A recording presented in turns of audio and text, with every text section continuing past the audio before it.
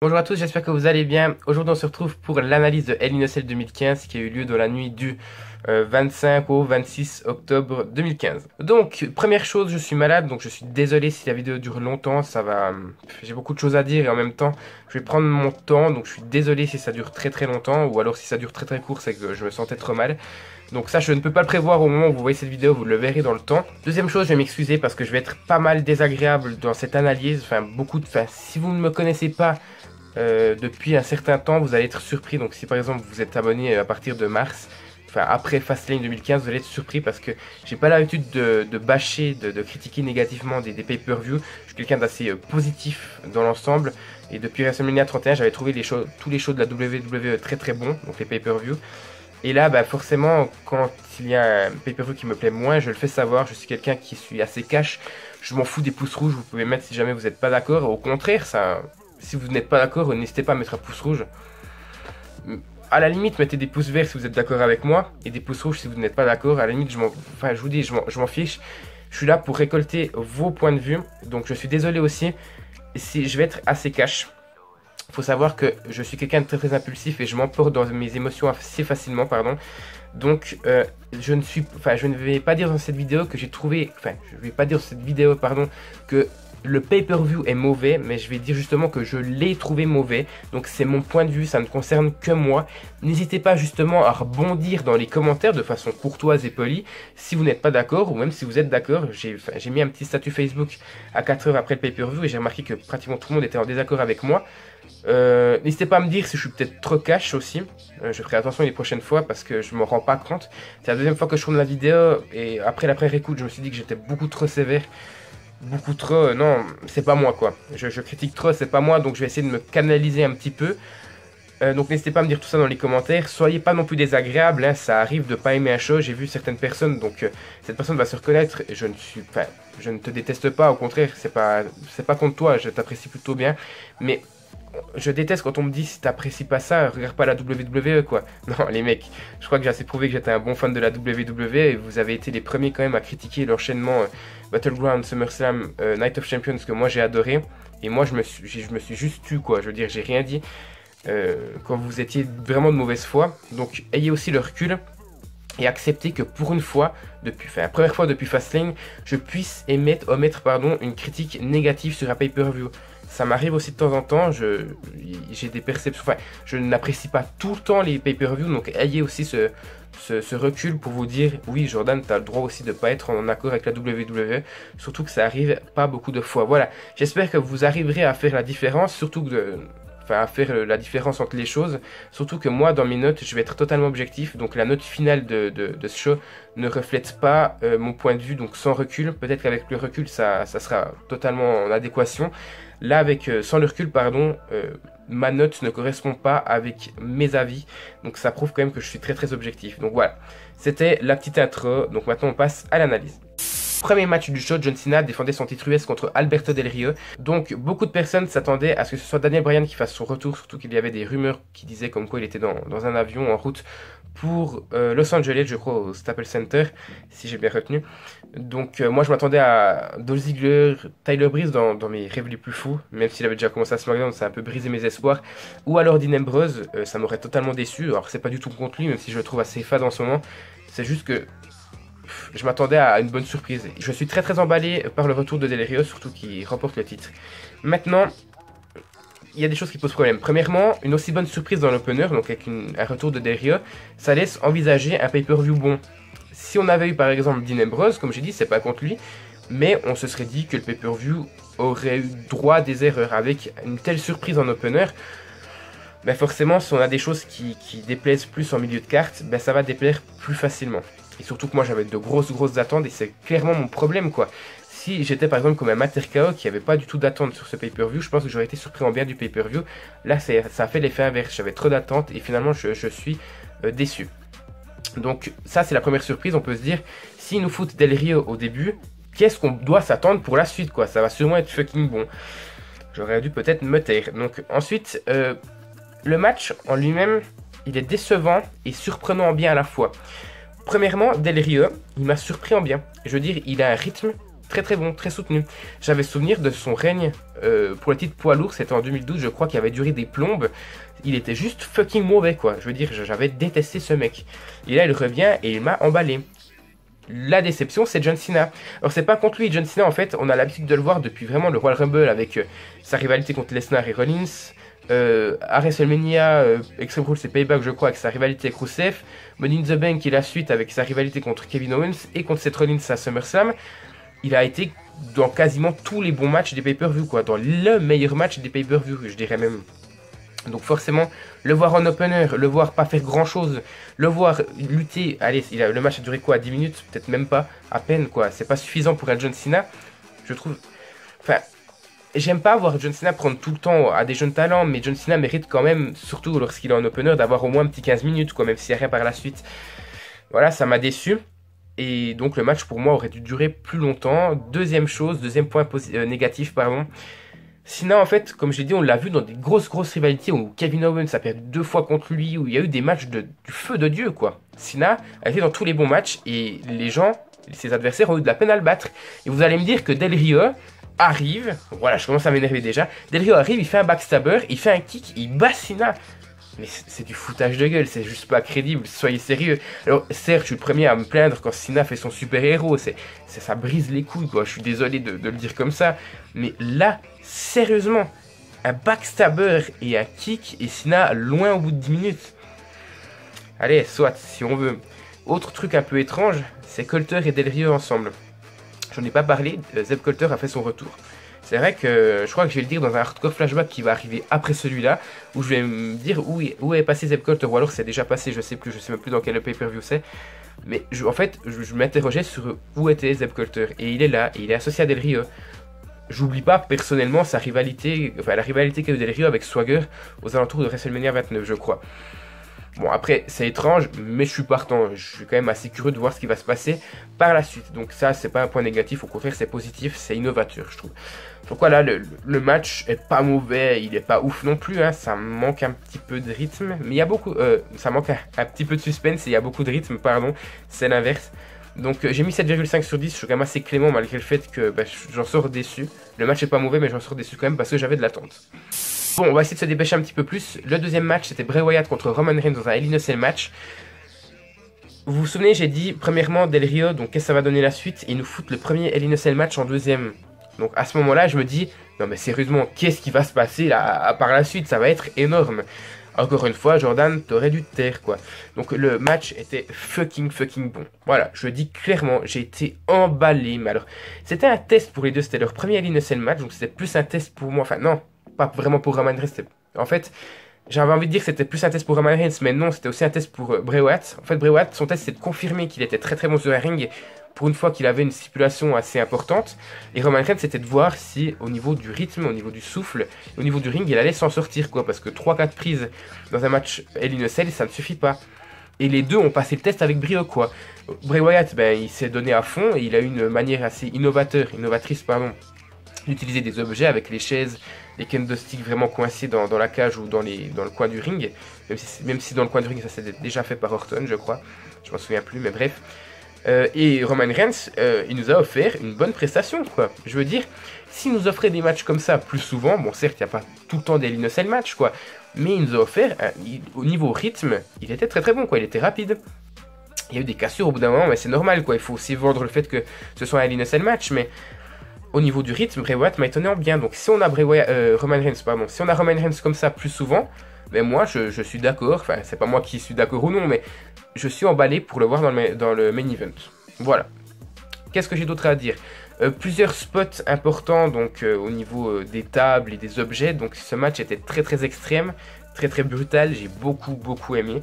Je mets la note de 9,5 sur 10, pourquoi pas 10? Parce que je suis très emballé par ce match là. Parce que ce match en fait était tellement brutal et tellement what the fuck qu'en fait c'était un petit côté anarchique, vous voyez. Et j'aurais aimé que Eric Rowan, Luke Harper, Braun Strowman et Dean Ambrose, ils n'étaient pas apparus dans le pré-show ni dans le show même, donc interviennent pour rendre le tout encore plus chaotique. Une victoire de Roman Reigns c'était nécessaire pour terminer la rivalité, mais j'aurais aimé encore un petit peu quelque chose de plus chaotique. Donc voilà, c'est un petit point.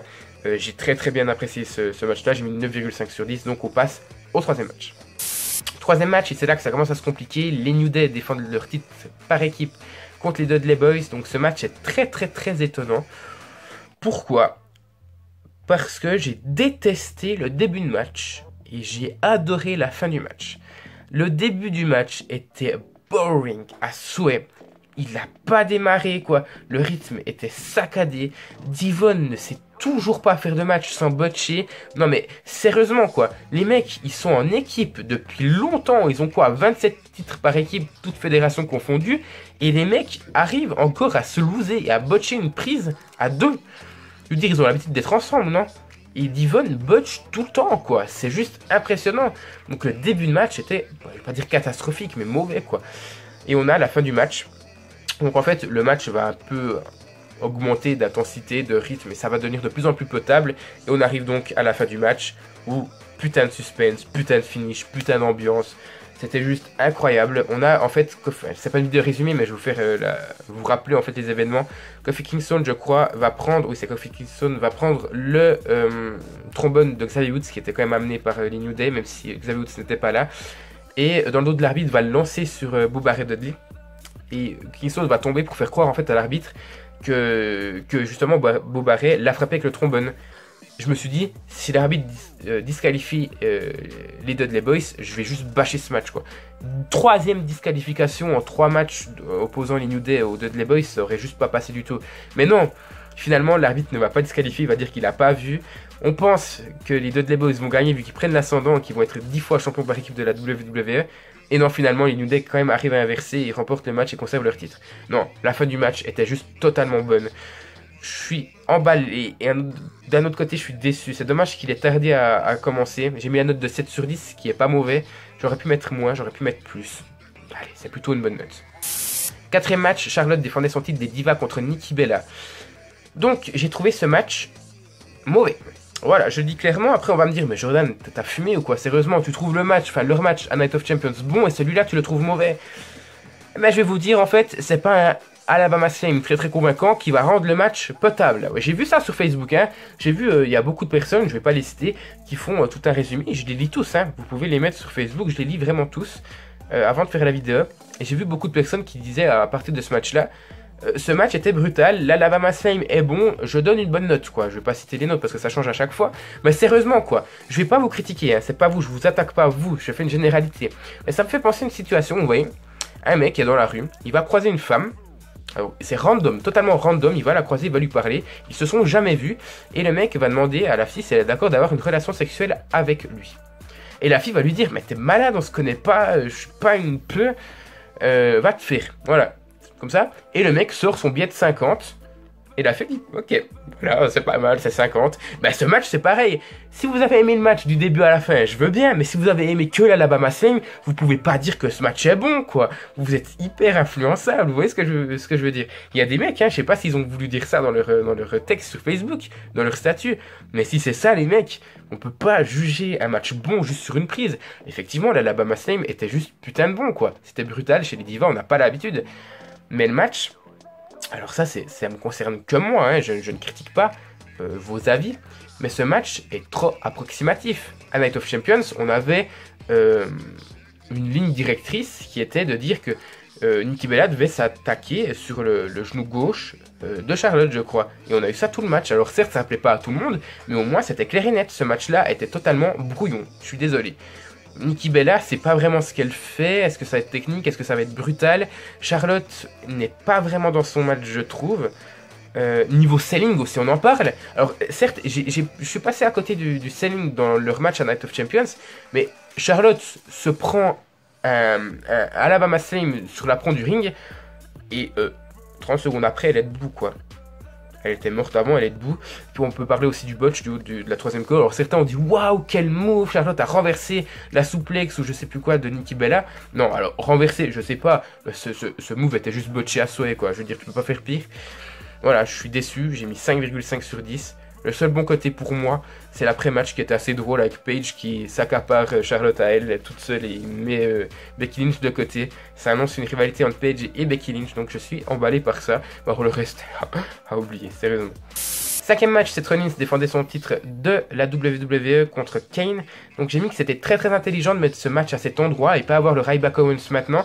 Pourquoi? Parce que j'étais déçu des 2 derniers matchs. Enfin, même si le match par équipe est pas dégueulasse, j'ai été déçu. Et je me suis dit que s'il y avait Owens Ryback avec leur match à Night of Champions, j'allais être déçu. Et finalement, je me suis dit, merci, la WWE a compris que de mettre le match pour le titre de la WWE juste avant le main event, ça aurait fait les 2 premiers matchs sont bons, les 2 derniers matchs aussi, mais entre, c'est pas très bon, quoi. J'avais envie de dire merci. J'aurais dû fermer ma gueule. Parce que ce match-là, non, quoi. Il est pas mauvais, mais il est pas bon. C'est pas sérieux, quoi. C'est pas sérieux. Ce match est brouillon, donc c'est comme le match précédent. On a l'impression que la WWE s'est dit, il y a bientôt plus de temps pour le main event, donc, en fait, vous arrêtez tout ce que vous aviez prévu et vous vous démerdez. Vous nous faites un match de 10-15 minutes, mais vous faites ce que vous voulez, quoi. Seth Rollins n'a rien montré, pourtant Dieu sait que je l'aime. Kane n'a pas montré son côté démon, pourtant Dieu sait que j'aime ce côté-là. J'ai eu l'impression de voir un Rollins, du côté fuyard quand il proposait rien. Il n'a pas fui une seule fois, il a gagné de façon clean. Mais côté, je sais pas si vous vous souvenez, quand il était fuyard, il montrait pas grand-chose. Au contraire de sa rivalité par exemple avec Cena ou même quand il était encore avec le Shield, il nous proposait beaucoup de choses. J'ai eu l'impression de retrouver ce Rollins en guillemets fuyard. Donc dans les mouvements, il montre pas grand chose. Et ça, contre Corporate Kane. Voilà, j'ai pas vu le démon quoi. Et ce qui me déçoit en fait, c'est que c'est trop brouillon. En fait, on a l'impression que dès le début en fait, Kane va démonter une table des commentateurs et même la deuxième après le match, et il y en a une qui sera jamais utilisée. On a l'impression, en fait, c'est comme un Money in the Bank où on a par exemple les New Day ou un match par équipe où les New Day ils vont prendre une table, la mettre par exemple à l'extérieur du ring debout et que finalement cette table sera jamais utilisée. Vous voyez, c'est pour ça que je me dis que la construction du match, il y a quelque chose qui cloche, ça va pas quoi. Ça va pas du tout. Puis bon, le match est pas ouf quoi. Le match est pas ouf, donc il est pas mauvais, il y a 2-3 bons trucs, mais il est pas ouf. J'adore cette Rollins, vous le savez, mais il y a eu un botch au niveau de la table des commentateurs. Hey, après le nez cassé de Cena, après ce qu'il a fait à Sting, c'était totalement involontaire. Je le défendais, mais là ça va devenir compliqué de le défendre. Hein. Il aurait pu blesser gravement Kane, hein. La colonne vertébrale aurait pu en prendre un bon coup. Heureusement Kane est plus solide que ça, quoi. Mais quand il a fait sa powerbomb sur le coin de la table des commentateurs, c'est un immense botch, quoi. Bientôt on pourra plus le défendre, Rollins, ça, si ça continue comme ça. Je l'apprécie beaucoup, hein. C'est un bon lutteur. Mais là ça devient limite, je trouve. Donc c'est totalement botché, Kane se relève, et puis bon, la fin du match, quoi. La fin du match, ça prouve que la construction du match est pas là, quoi. Sérieusement, mais c'est sérieux. Et alors, on a un très très bon moment où Rollins va un peu jongler avec des coups de genoux sur Kane à chaque coin, enfin à chaque côté du ring. Finalement, il va lui faire un splash. Bien sûr, personne s'attendait à ce qu'il rapporte le match, mais voilà. Finalement, Rollins se relève, il regarde le coin du ring. Forcément, moi je me dis, Phoenix Splash, quoi, ça paraît totalement logique. Pourquoi il regarderait le coin du ring, sinon, bah non, finalement, il va le relever. Kane va le contrer, mais il le compte pas, finalement, il y a un pedigree, le match se termine comme ça. Rollins part, je crois qu'il n'y a même pas de ralenti, il n'y a pas de Sheamus, il n'y a rien. Kane, on voit même pas sa réaction, et il y a les coupures. J'étais là, mais what the fuck, quoi. Vous imaginez ce match-là en main event, s'il n'y avait pas le Lesnar Taker?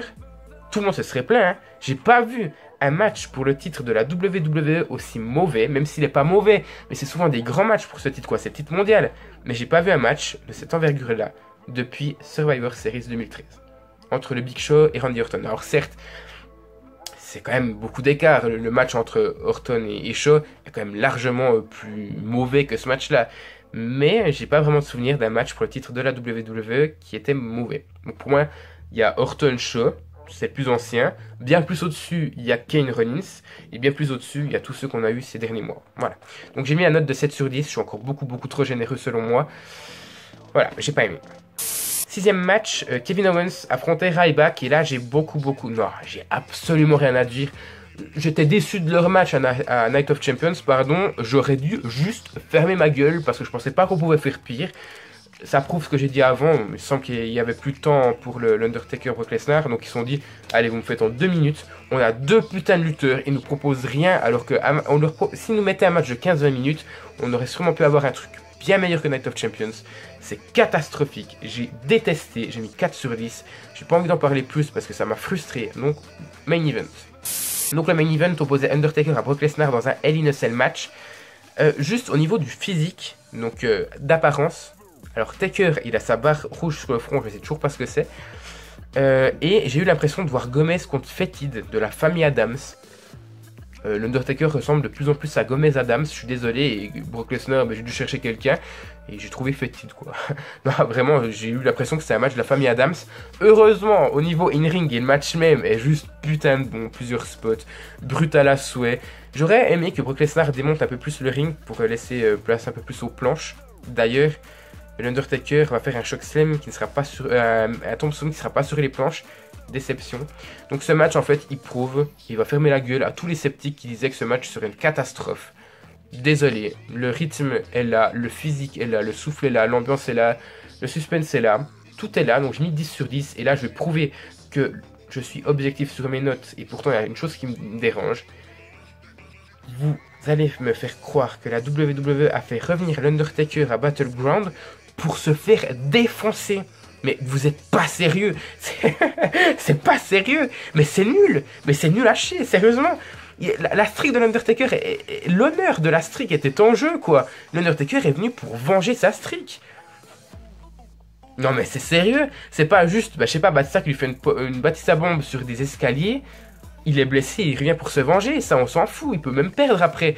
Et on l'aurait sûrement pas vu perdre. Non, mais c'est sérieux. Il est revenu pour se venger de la streak pour l'honneur. Donc pour dire la streak est importante, il faut quand même l'honorer même si j'ai perdu. Et à SummerSlam, il gagne le match. Donc sur le papier, on va retenir ça, mais tout le monde va se souvenir qu'il a tapé pour la première fois Deadman. Et là, il perd. Il s'est de nouveau fait défoncer, quoi. Non, mais c'est pas sérieux. J'adore Brock Lesnar, sérieusement. Mais celui qui devait le battre clean, c'était l'Undertaker. Plus personne déjà pourra le battre clean maintenant. Même Roman Reigns, quoi, qui est prédit pour être un futur grand, même si c'est pas pour tout de suite, ne pourra jamais le battre après ça. Mais c'est pas sérieux. Mais c'est pas sérieux. Comment? Mais non, mais... Si j'ai vu ça, j'ai halluciné. Je me suis dit, mais c'est du foutage de gueule de A à Z, quoi. J'aurais préféré que l'Undertaker ne revienne pas. Franchement, ou qu'il ne revienne pas affronter Lesnar.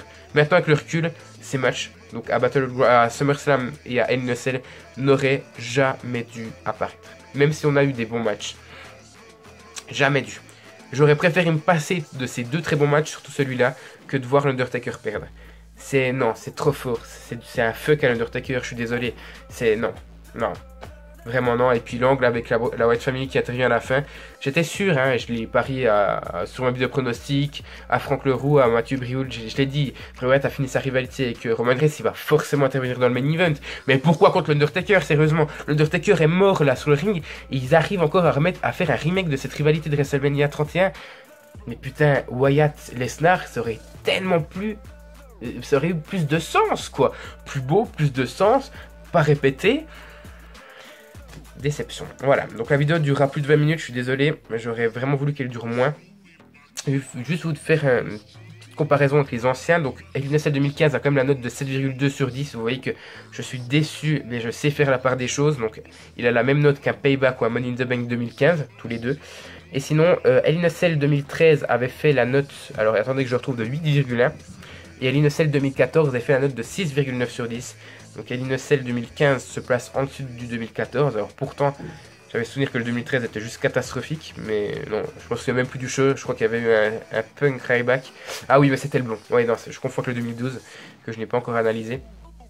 Donc oui, il a la place numéro 24 sur 38. Deuxième partie du classement. Ouais, déception. Donc heureusement qu'il y a Hell in a Cell match qui sauve la note du match, clairement. Parce que j'aurais pas mis 7,2 sinon, pardon.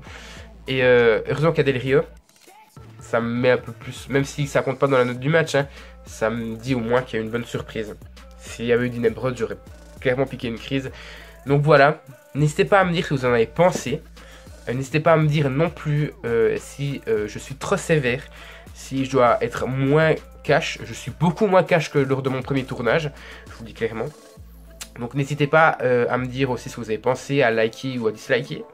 Faites comme vous voulez, à vous abonner en tout cas, tout simplement j'approche donc des 1000 abonnés, en tout cas des 900 premièrement. J'ai beaucoup d'abonnés ces temps, donc continuez quoi, s'il y en a qui partagent, continuez à partager.